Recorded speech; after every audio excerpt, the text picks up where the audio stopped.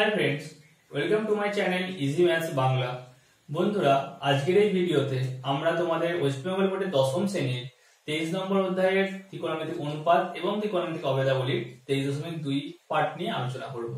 এই পার্টে তোমাদের ত্রিকোণমিতিক বিভিন্ন ধরনের মানের ভ্যালু দেওয়া আছে, সেইগুলো আমাদের মুখস্থ করতে হয়। এইগুলো মুখস্থ করার ট্রিক এবং এর শর্ট প্রসেস এগুলো নিয়ে আলোচনা করব। তো চলো সময় নষ্ট না করে শুরু করা যাক। বন্ধুরা, এই ছকটা তোমরা দেখতে পাচ্ছ, এখানে আমাদের এই ভ্যালুগুলো প্রত্যেকটা মুখস্থ করতে হয়, অর্থাৎ মনে রাখতে হবে। Sine theta, cos theta, tan theta, এইভাবে যে ছটা যে আমরা অনুপাত পাই ত্রিকোণমিতিক, এর পাঁচটা করে ভ্যালু আমাদের মুখস্থ করতে হয়। অর্থাৎ কটা ভ্যালু হচ্ছে আমাদের 30টা। তো এটা অনেক সময় আমাদের অনেক কনফিউশনে ফেলে দেয়। তো চলো সময় নষ্ট না করে দেখা যাক সহজ পদ্ধতিতে আমরা কিভাবে এগুলোকে মুখস্থ রাখবো। সবার প্রথমে বন্ধুরা আমরা কিভাবে লিখবো, ধরো 0 1 2 3 4 লিখলাম। ভালো করে দেখবে যাতে এটা তোমাদের কোনো রকম প্রবলেম না থাকে। এরপর প্রত্যেকটাকে আমরা 4 দিয়ে ডিভাইড করব।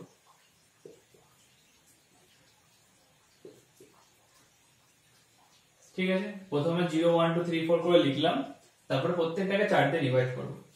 এবার প্রত্যেকটা রুট নেব, অর্থাৎ বর্গমূল।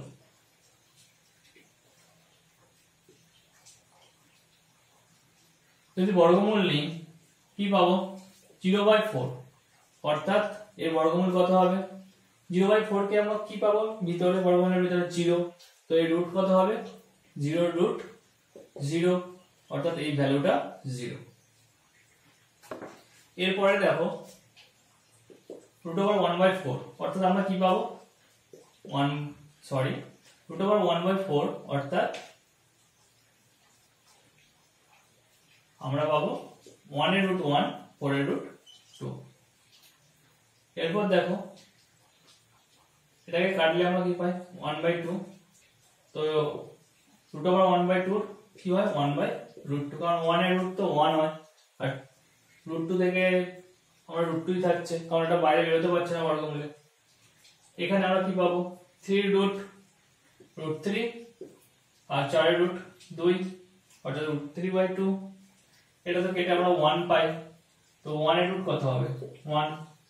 তো আমরা এখানে ভ্যালুগুলো কি পেলাম, sin এর ভ্যালু হচ্ছে 0, sin 0 এর ভ্যালু হচ্ছে 0, sin 30 এর ভ্যালু 1/2, sin 45 এর ভ্যালু 1/√2, sin 60 এর ভ্যালু √3/2, sin 90 এর ভ্যালু 1।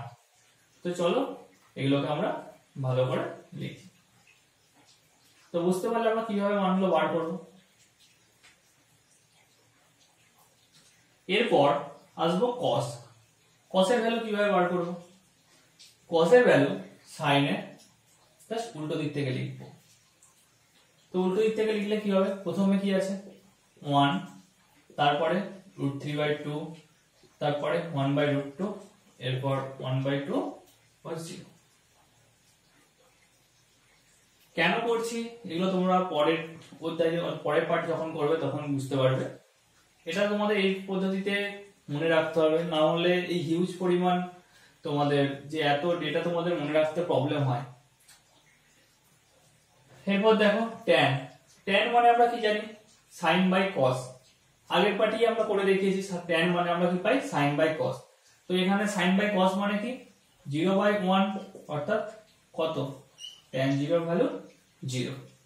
এরপরে পাবো আমরা tan 30 কিভাবে পাবো, 1/2/√3/2। এর ভ্যালু কত, 2 2 কেটে গেলে 1/√3, অর্থাৎ tan 30 এর ভ্যালু হচ্ছে 1/√3। এরপর কি পাবো, এরপর পাবো tan 45। দেখো উপরেও 1/√2, নিচে 1/√2, তো পুরোটা কেটে গেলে কি হবে, 1, অর্থাৎ tan 45 এর ভ্যালু 1। tan 60 কিভাবে পাবো, √3/2/1/2, √3।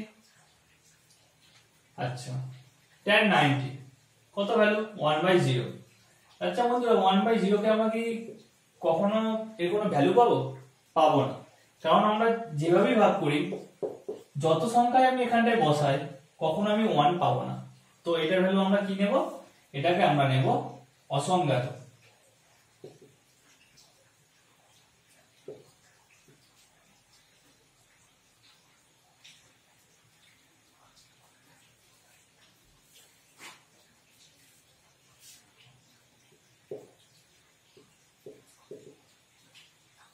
ভ্যালু অসংজ্ঞাত। এরপর আমরা কোসেক থিটা। কোসেক থিটা মানে কি 1/sin থিটা। তো 1/sin থিটা আমি কি করে বার করব, কারণ এর অনন্যক হয়। অনন্যক আমরা কিভাবে বার করতে পারবো, দেখো তাহলে কোসেক থিটা ভ্যালু হচ্ছে এটা 1/0 হওয়া উচিত। তো 1/0 তো সেম আমরা দেখলাম 1/0 মানে কি অসংজ্ঞাত। তো এর জায়গায় আমরা কি লিখবো, অসংজ্ঞাত লিখে দিলাম, কারণ এর আমরা কোনো ভ্যালু পাবো না। এরপর আসবো কোসেক 30। কোসেক 30 মানে হচ্ছে 1/2 এর অনন্যক। অনন্যক মানে জানো তোমরা হরটা লবে যায়, লবটা হরে আসে, অর্থাৎ উল্টে যায়। তো এটা কত হবে 2/1 অর্থাৎ 2।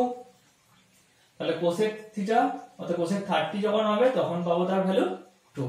একইভাবে কোসেক 45 জাস্ট উল্টে দাও √2। কোসেক 60 উল্টে গেলে 2/√3 আর 1 অর্থাৎ 1/1, কারণ 1/sin থিটা, তো 1/1 অর্থাৎ এর ভ্যালু 1। তো কোসেকের ভ্যালু পেয়ে গেলাম। একইভাবে কোসেককে যদি আমরা এদিক থেকে লিখি অর্থাৎ উল্টো দিক থেকে লিখে আমরা সেক পাবো। যেভাবে আমরা সাইনকে উল্টো দিক থেকে লিখলে cos পাই, কোসেককে উল্টো দিক থেকে লিখলে আমরা সেক পাবো। এছাড়া আমরা cosকে 1/, অর্থাৎ অন্যভাবে বার করতে পারি, সেভাবে আমরা এই পদ্ধতিতেও সেক থিটা বার করতে পারতাম। কিন্তু যেহেতু এটা শর্ট প্রসেস, এটাই তোমরা মনে রাখো, এটা 1, এটা 2/√3, এটা √2, পরে 2, এরপর হচ্ছে অসংজ্ঞাত।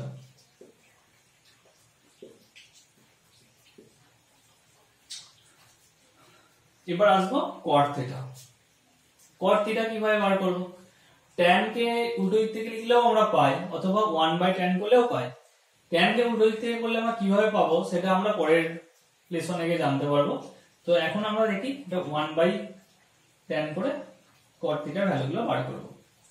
তো 0 পেয়েছি tan 0, তো 1/0 পাবো এখানে। তো 1/0 মানে কি অসংজ্ঞাত, অর্থাৎ cot 0 অসংজ্ঞাত।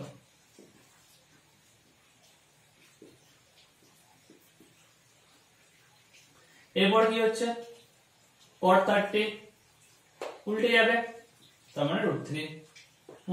1 কে উল্টালে ভাই অনন্যক 1 ই হয়, তো 1 পেলাম।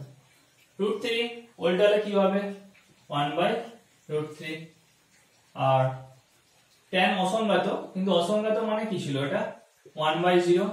তো এটাকে উল্টালে কি পাবো 0/1, অর্থাৎ এটার ভ্যালু 0। এছাড়া আমরা এইভাবে বলতে পারি, দেখো cot মানে কি, cot মানে এক প্রকার হচ্ছে cos/sin। tan এর অপোজিট, tan এর অনন্যক, tan মানে তো sin/cos, তো এর অনন্যক কি হবে cos/sin, তো সেভাবে আমরা 0ই পাবো।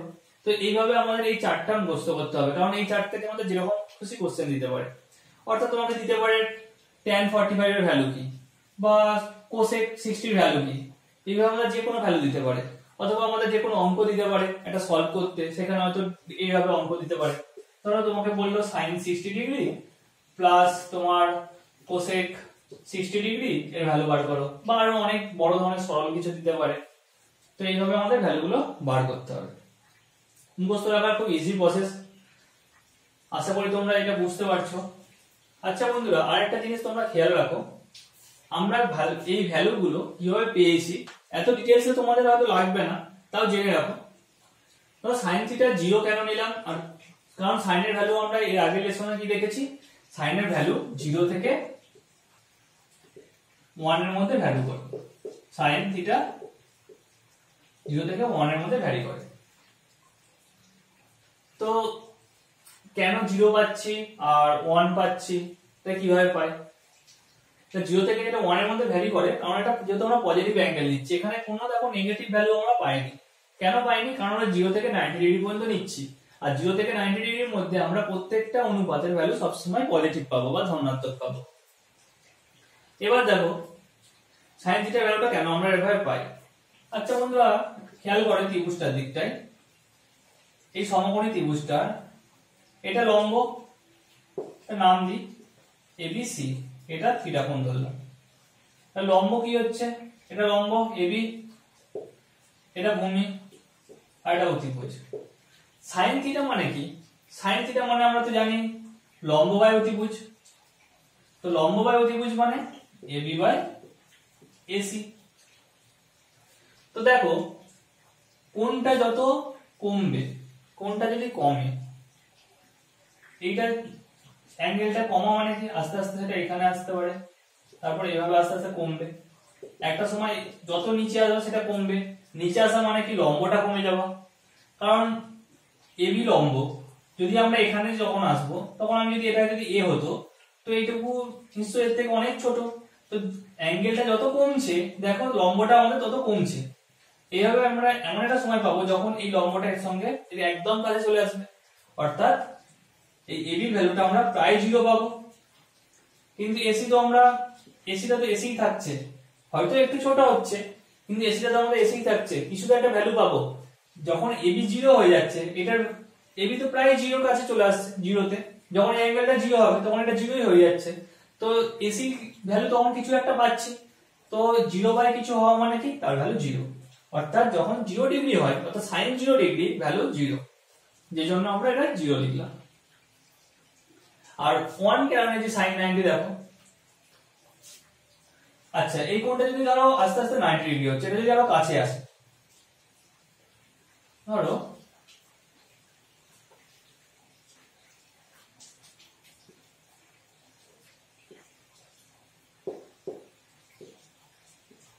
ধরো এটা তো থিটা কোণ ছিল, এই কোণটা সাপেক্ষে আমরা বার করছিলাম, তার মানে এইটা বা এটা, এটা যখন আরো কাছে আসবে আস্তে আস্তে, আরো কাছে যখন আসবে তখন এই যত কাছে আসবে অ্যাঙ্গেল তত বাড়বে, অর্থাৎ এটা 30 ছিল, তারপর 40 50 এইভাবে আস্তে আস্তে যখন এইখানে আসবে তখন সেটা একদম সমান আসবে, তখন সব পাবো সেটা আমরা 90 ডিগ্রি, যখন এর সঙ্গে যেটা এর উপরে উঠবে পুরো এই বাহুটার উপরে। তো না এটার মানে কি হয়ে যাবে, আমরা এতক্ষণ পাচ্ছিলাম AB by AC sin theta সমান, তো এক্ষেত্রে আমাদের কি চলে আসবে এবি বাই এবি, তো তখন তো এই বাহুটার উপরেই বাহুটা চলে আসছে, তো এবি বাই এবি তার ভ্যালু সবসময় 1 পাবো, তো sin যখন 90 ডিগ্রি হবে তার ভ্যালু 1। এছাড়া আমরা এই ভ্যালুগুলো বিভিন্নভাবে বার করতে পারি। দেখো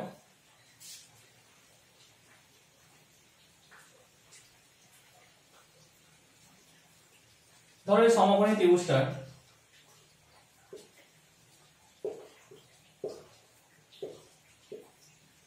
এই কোণটা আমরা 45 এর ভ্যালুটা বার করে দেখাচ্ছি। তো এটা 45 মানে এই কোণটাও অবশ্যই 45 হতে হবে, যেহেতু এটা সমকোণী ত্রিভুজ, এটা 90, এটা 45 হলে এটা 45 হবে, কারণ তিনটি কোণের যোগফল 180 ডিগ্রি। তো এই দুটো কোণ যদি সমান হয় তো এই দুটো বাহু তো সমান হবে, কারণ এই দুটো বাহুর যদি সমান হয় তবে এই দুটো কোণ সমান হয়। তো উল্টো দিক থেকে বলতে পারি এই দুটো কোণ সমান হলে এই দুটো বাহু সমান হতে হবে, অর্থাৎ এবি আর বিসি কে ইকুয়াল হতে হবে। ধরুন এবি এ এবং বিসি ও তাহলে এ, তাহলে আমাদের অতিভুজ কি হবে, আমরা কি জানি অতিভুজের স্কয়ার অর্থাৎ এসি স্কয়ার সমান কি জানি আমরা AB square plus BC square, অর্থাৎ এবি মানে কত জানি a স্কয়ার প্লাস বিসি মানে a স্কয়ার, অর্থাৎ 2a স্কয়ার। তাহলে এসি সমান কত পাচ্ছি আমরা √2a স্কয়ার, যেহেতু আমরা এখানে পজিটিভ ভ্যালু নেব তাহলে কি পাবো √2a, অর্থাৎ এটার ভ্যালু √2a।